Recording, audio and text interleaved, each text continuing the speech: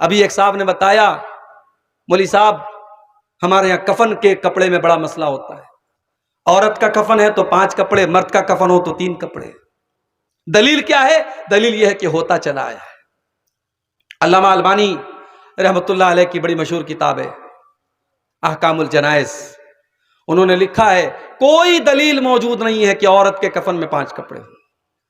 حدیثوں میں جہاں بھی کفن کا ذکر ہے 3 چادر کا ذکر ہے، جس میں کوئی قمیص نہیں ہوتی تھی۔ اللہ کے رسول کے کفن میں بھی 3 کپڑے، آپ کی بیٹیوں کے کفن میں بھی 3 کپڑے، اس لیے عورت کے کفن میں بھی 3 ہی کپڑے ہونے چاہیے۔ علامہ البانی نے یہی فتویٰ لکھا ہے اور یہی دلیل کے اعتبار سے مضبوط بات ہے۔ ہمارے یہاں بہت سارے مسئلے ہیں، کئی جگہوں پر بنگال اور جھارکھنڈ میں 2 اذان ہو رہی ہے جمعہ کے دن، اہل حدیث کی مسجد ہے، جمعہ کے دن 2 اذان ہو رہی ہے۔ میں نے پوچھا بھائی یہ 2 اذان کیوں ہو رہی ہے؟ کہا وہ پرانے علماء کا فتویٰ رہا ہے اور اسی پر عمل چلا آ رہا ہے۔ اگر پرانے علماء کے فتوے پر چلنے کا نام اہل حدیثیت ہے تو میرے بھائی پھر ہمارے حنفی بھائی کون سا غلط کام کرتے ہیں؟ وہ تو ہم سے بھی پرانے علماء کے فتوے پر چلتے ہیں، امام ابو حنیفہ کے فتوے پر چلتے ہیں۔ اہل حدیث وہ ہے جو حدیث کو کے آنے کے بعد اور حدیث کو سننے کے بعد اپنا سر جھکا دے۔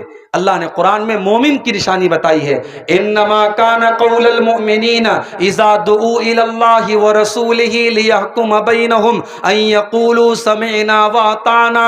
مومن کا کام تو یہ ہے جب اللہ کا فیصلہ آ جائے، جب رسول کا فیصلہ آ جائے تو مومن کی زبان سے بس ایک ہی جملہ نکلنا چاہیے، ہم نے سن لیا اور مان لیا۔ بھئی آمین زور سے بولنا کون سے کمال کی بات ہے؟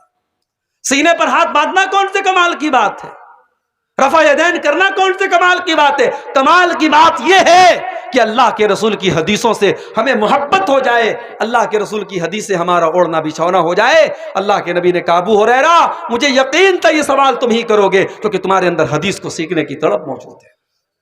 اے ابو ہریرہ، اسعد الناس بشفاعتی یوم القیامہ، قیامت کے دن وہ خوش نصیب انسان جس کی میں شفاعت کروں گا وہ کون ہوگا؟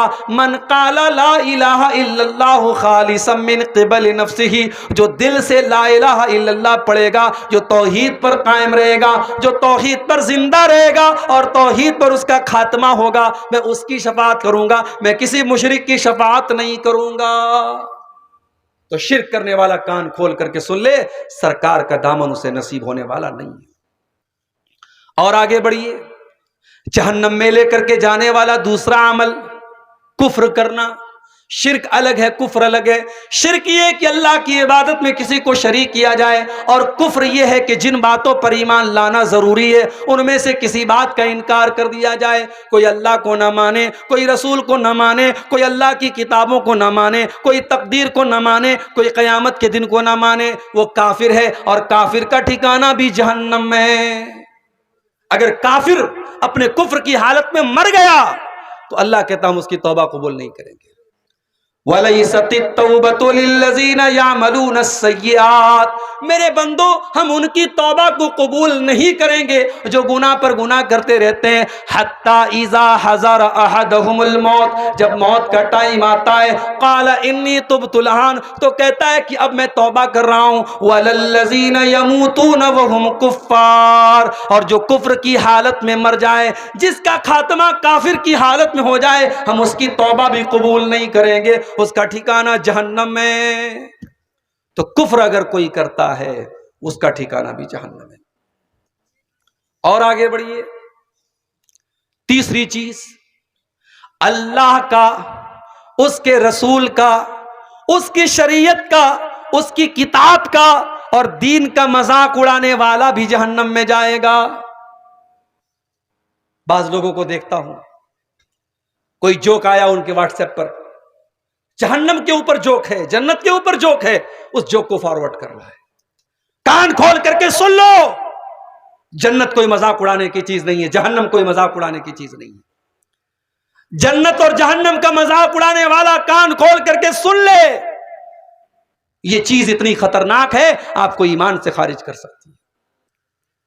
نبی کے دور میں کچھ منافق لوگ تھے، انہوں نے مذاق اڑایا اللہ کا، مذاق اڑایا رسول کا۔ اللہ نے فرمایا قل اب اللہ و آیاتہ و رسولہ کنتم تستہزئون، اے نبی آپ فرما دیجئے کیا تم اللہ کا مذاق اڑاتے ہو؟ کیا تم اللہ کی آیتوں کا مذاق اڑاتے ہو؟ کیا تم اللہ کے رسول کا مذاق اڑاتے ہو؟ لا تعتذروا قد کفرتم بعد ایمانکم، خبردار اپنے مذاق اڑانے کا کوئی بہانہ پیش نہ کرو، کوئی عذر پیش نہ کرو۔ تم نے جب اللہ کا مذاق اڑایا، تم نے نبی کا مذاق اڑایا، تم نے اللہ کی آیتوں کا مذاق اڑایا تو تم کافر ہو گئے، کافر ہو گئے، تم ایمان سے نکل گئے۔ میرے پیارے ساتھیوں، اللہ اور اس کے نبی کا مذاق اڑانا یہ بھی انسان کو جہنم میں لے کے جاتا ہے۔ اور آگے بڑھیے، سود کھانا، بیاج کھانا، یہ بھی جہنم میں لے کر کے جانے والا عمل ہے۔ اللہ کے نبی فرماتے ہیں اجتنبوا السبع الموبقات، 7 ہلاک کر دینے والے گناہوں سے بچو۔ ان 7 گناہوں میں آپ نے فرمایا وَأَكْلُ الرِّبَا، سود اور بیاج کا کھانا۔ سود اور بیاج کا کھانا یہ بھی اللہ تعالیٰ کو ناراض کرنے والا اور ہلاک کرنے والا اور جہنم میں لے کر کے جانے والا عمل ہے۔ شیخ صاحب، بینک میں اکاؤنٹ تو ہم سب نے کھولا ہے، اور بینک میں ہر 4 مہینے پہ 3 مہینے پہ بینک کی پاس بک پہ لکھا رہتا ہے 1000 روپے پہ اتنا انٹرسٹ آپ کو ملا، 1 لاکھ میں اتنا انٹرسٹ ملا۔ انٹرسٹ تو مل رہا ہے، بیاج تو مل رہا ہے، اس کا کیا کریں؟ کچھ علماء نے فتویٰ دیا بینک کے اکاؤنٹ میں پیسہ آیا بیاج کا، اس سے لیٹرین بنوا لو، اس سے راستہ بنوا لو، مسئلہ حل ہو جائے گا۔ مگر یہ فتویٰ صحیح نہیں ہے۔ بھائی لیٹرین بھی تو ہماری ضرورت کی چیز ہے، راستہ بھی تو ہماری ضرورت کی چیز ہے۔ جب بیاج کا پیسہ حرام ہے، ہم اس سے راستہ نہیں بنوا سکتے، اس سے لیٹرین نہیں بنوا سکتے۔ کچھ علماء نے کہا اس پیسے کو چھوڑ دو اکاؤنٹ میں، ہم نے 1 لاکھ جمع کیا، ہمارا 1 لاکھ روپیہ، ہمارا جو مول دھن ہے، جو اصل رقم ہے وہ ہمارا ہے، باقی جو انٹرسٹ آ رہا ہے آنے دو، وہ ہمارا پیسہ ہے نہیں تو ہم اس کے بارے میں سوچے ہی کیوں؟ مگر یہ چیز اتنی آسان تو نہیں ہے۔ ہم نے بینک میں 1 لاکھ جمع کیا، 1 سال کے بعد ہمارے اکاؤنٹ میں 1,05,000 ہے، ہم آنکھ موت لے کہ بھائی 5,000 ہمارا نہیں ہے، یہ تو پاسبل نہیں ہے۔ ہمارے اکاؤنٹ میں ہے پیسہ، ہم جب چاہے تب نکال سکتے ہیں، تو ہم یہ کہہ کر کے چھوڑ نہیں سکتے وہ پیسہ ہمارا نہیں ہے۔ اور اگر ہم بینک میں چھوڑے رہیں گے تو بینک اس سے اور پیسہ کمائے گا، تو بینک تو استعمال کر رہا ہے، بینک اس پر اور لوگوں کو لون دے رہا ہے، بیاج کما رہا ہے، تو ہمارے پیسے سے بیاج کما رہا ہے، تو اس پیسے کا ہم کیا کریں؟ اس بارے میں جو مناسب فتویٰ معلوم ہوتا ہے وہ یہ ہے کہ اس پیسے کو ہم نکالیں گے، اپنے یوز میں نہیں لائیں گے۔ ہمارے لیے حرام ہے وہ پیسہ، بیاج کا پیسہ حرام ہے، مدرسے میں نہیں دیں گے، حرام ہے، مسجد میں نہیں دیں گے، حرام ہے۔ اس کو کسی غریب، چاہے مسلمان ہو چاہے غیر مسلم ہو، جو محتاج ہے، ضرورت مند ہے، دوا علاج کے لیے کسی کو ضرورت ہے، کوئی بے قصور جیل میں سڑ رہا ہے، اس کے کیس کے لیے ضرورت ہے، وہاں ہم وہ پیسہ دیں گے۔ اب اگر کسی کو یہ شک ہو رہا ہے جب بیاج کا پیسہ ہے ہم نہیں استعمال کر سکتے، اس کے لیے کیسے جائز ہو گیا؟ تو بھائی میں بتا رہا ہوں کیسے جائز ہو گیا۔ ایک آدمی غریب ہے، وہ لوگوں سے زکوٰۃ لیتا ہے۔ اس غریب آدمی نے عبدالغفار صاحب کو دعوت دی کہ مولانا میرے گھر پہ آپ کی ایک دن دعوت ہے۔ وہ غریب آدمی ہے، زکوٰۃ لیتا ہے، اس نے دعوت دی یا اس نے مجھے کوئی تحفہ دیا، وہ تحفہ میرے لیے جائز کہ ناجائز؟ جائز ہے، اس کے لیے زکوٰۃ ہے، میرے لیے زکوٰۃ نہیں ہے۔ ملکیت چینج ہو گئی تو اب وہ حکم نہیں رہا، اس کے لیے وہ زکوٰۃ تھی، میرے لیے وہ زکوٰۃ نہیں ہے۔ تو بیاج کی رقم ہمارے لیے بیاج تھی، ہم نے بطور مدد اس کو دے دیا، اس کے لیے استعمال کرنا حرام نہیں ہے۔ مگر ہاں یہاں یہ بات یاد رہے، اس کے اوپر کوئی ثواب کی امید نہیں رکھنا چاہیے، اس پر نہ کوئی ثواب ملے گا، بس مقصد یہ ہے کہ وہ پیسہ ویسٹ نہ ہو، وہ پیسہ ضائع نہ ہو، پیسہ استعمال ہو جائے۔ تو بیاج کا کھانا بہت بڑا گناہ ہے میرے بھائی، اور اللہ کے نبی نے تو یہاں تک فرمایا، صحیح مسلم کی حدیث ہے، لعن اللہ آکل الربا وموکلہ، بیاج کھانے والے پر اللہ کی لعنت، بیاج کھلانے والے پر اللہ کی لعنت، وکاتبہ، بیاج کی گواہی لکھنے والے پر، وشاہدہ، اور بیاج کی گواہی دینے والے پر اللہ کی لعنت ہو۔ اور آپ نے یہ بھی فرمایا سب برابر ہیں، بیاج کا لینے دینے والا دونوں برابر ہیں۔ ہمارے یہاں اتنے بے غیرت ہم ہو گئے، آج کتنے مسلمان ہیں بیاج پر دوسرے مسلمان بھائی کو قرضہ دیتے ہیں، چند پیسے کے لیے، چند ٹکے کے لیے اپنے مسلمان بھائی کو وہ بیاج پر پیسہ دیتے ہیں۔ یاد رکھو میرے بھائی، اتنا بڑا گناہ ہے یہ بیاج کھانا اور کمانا۔ اللہ نے قرآن میں اللہ اور اس کے رسول سے جنگ کرنے کے برابر اس کو قرار دیا ہے، اور حدیث میں اللہ کے نبی نے فرمایا کہ سود اور بیاج کے 70 سے زیادہ درجے ہیں، جس میں سب سے ہلکا درجہ یہ ہے کہ انسان اپنی سگی ماں کے ساتھ زنا کرے۔ اور آگے بڑھیے، جہنم میں لے کر کے جانے والا ایک عمل یتیم کا مال کھانا۔ یتیم کا مال کھانا یہ بھی جہنم میں لے کر کے جانے والا عمل ہے۔ اللہ نے فرمایا ان الذین یأکلون اموال الیتامی ظلما انما یأکلون فی بطونہم نارا۔ جو لوگ یتیم کا مال ناجائز طریقے سے کھا جاتے ہیں وہ اپنے پیٹ میں جہنم کی آگ بھر رہے ہیں۔ وَسَيَصْلَوْنَ سَعِيرًا، اور ان قریب وہ جہنم میں ڈالے جائیں گے۔ اچھا، یتیم کا مال کھانے والا حرام خور ہے، اور امام صاحب کا پیسہ کھانے والا۔ مسجد کے امام کی تنخواہ کتنی ہے آپ کے گاؤں میں؟ اگر آج پوچھا جائے، سروے کیا جائے تو شاید سر شرم سے جھک جائے گا۔ ابھی کانپور میں، اتر پردیش کے کانپور میں گاؤں میں ایک مسجد کے امام نے خودکشی کر لی، سوسائڈ کر لیا۔ امام صاحب کے کمرے میں لوگ گئے، دروازہ کھولا تو سامنے پنکھے پر امام صاحب کی لاش لٹک رہی تھی۔ پتہ لگایا گیا کہ امام صاحب نے یہ قدم کیوں اٹھایا، وہ تو مولوی تھے، عالم تھے، ان کو کیا پتہ نہیں تھا کہ خودکشی کرنا حرام کام ہے؟ پتہ یہ چلا 5,000 روپیہ تنخواہ تھی امام صاحب کی، اور آج کے دور میں 5,000 کیا حیثیت رکھتا ہے میرے بھائی؟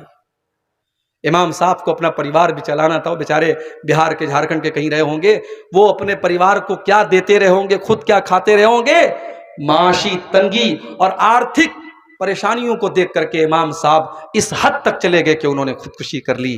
میرے بھائیوں، اس امام کا خون کیا اس مسجد کے ذمہ داروں کی گردن پہ نہیں جائے گا؟ کل اللہ سوال نہیں کرے گا؟ تیری مسجد کا امام جو 5 ٹائم کی نماز تجھے پڑھاتا تھا، تیری مسجد پر جمعہ کا خطبہ دیتا تھا، تو اتنا کنگال اور اتنا غریب ہو گیا، تو اپنی مسجد کے امام کو اتنی تنخواہ بھی نہ دے سکا کہ وہ اپنا جیون یاپن کر سکے، اپنے پریوار کا خرچہ چلا سکے۔ میرے بھائیوں، ایک معمولی مزدور، مزدوری کرنے والے مزدور کی بھی کم سے کم روزانہ کی جو اس کی پگار ہوتی ہے، جو اس کا روزانہ کا محنتانہ ہوتا ہے، کم سے کم 400-500 روپیہ ہوتا ہے، اور آج 5,000 میں 6,000 میں مسجدوں میں امامت کروائی جا رہی ہے۔ دنیا کی سب سے خطرناک ڈیوٹی لوگ کرواتے ہیں۔ پورا گاؤں مسجد میں فجر کی نماز میں نہ آئے کوئی مسئلہ نہیں ہے، امام صاحب اگر کسی دن فجر کی نماز میں نہیں آئے تو گاؤں کے ہر آدمی کو حق حاصل ہے امام صاحب کی گردن پکڑ کے پوچھے، امام صاحب آپ فجر میں کیوں نہیں آئے، فجر میں کیوں نہیں آئے؟ اتنی خطرناک یہ ڈیوٹی ہے، اور تنخواہ کتنی ہے؟ 5,000 روپیہ۔ شرم آنی چاہیے ہمیں اور آپ کو۔ اور میں نے ایک مرتبہ تقریر میں یہ بھی کہا تھا کہ ہر آدمی چاہتا ہے اپنے پریوار کے ساتھ رہے، ہر بچہ چاہتا ہے اپنے باپ کے ساتھ رہے، ہر بیوی چاہتی ہے اپنے شوہر کے ساتھ رہے۔ یہ قوم اس قدر گر چکی ہے، اس نے اپنی مسجدوں کے اماموں کو اور اپنے مدرسے کے ٹیچروں کو ہمیشہ ان کی فیملی سے دور رکھا۔ بڑے بڑے مدرسوں کی بات کر رہا ہوں، جو باہر کے ملکوں سے جہاں زکوٰۃ اور خیرات کا پیسہ آتا ہے، کروڑوں اور اربوں میں آتا ہے، ان مدرسوں کی بات کر رہا ہوں۔ انہوں نے اپنے ٹیچروں سے کہہ دیا ہے، صاحب ہمارے یہاں فیملی کوارٹر کا انتظام نہیں ہے، آپ کے رہنے کا انتظام ہے، فیملی کو نہیں رکھ سکتے آپ۔ بیچارے مولوی صاحب گاؤں سے کافی دور مدرسہ ہے، بیچارے مہینے میں 1 بار 2 بار کبھی گئے، بچوں سے مل لیے۔ باپ زندہ ہے، بچے باپ کے بغیر پل رہے ہیں، شوہر زندہ ہے، بیوی شوہر کے بغیر رہ رہی ہے۔ میرے بھائیوں، جس قوم نے اپنے عالموں کو جیتے جی ان کے بچوں کو یتیم بنا دیا، ان کی عورتوں کو بیوہ بنا دیا، اس قوم کو اللہ کا حساب دینا پڑے گا۔ تم نے اپنے عالموں پر یہ ظلم کیوں کیا ہے؟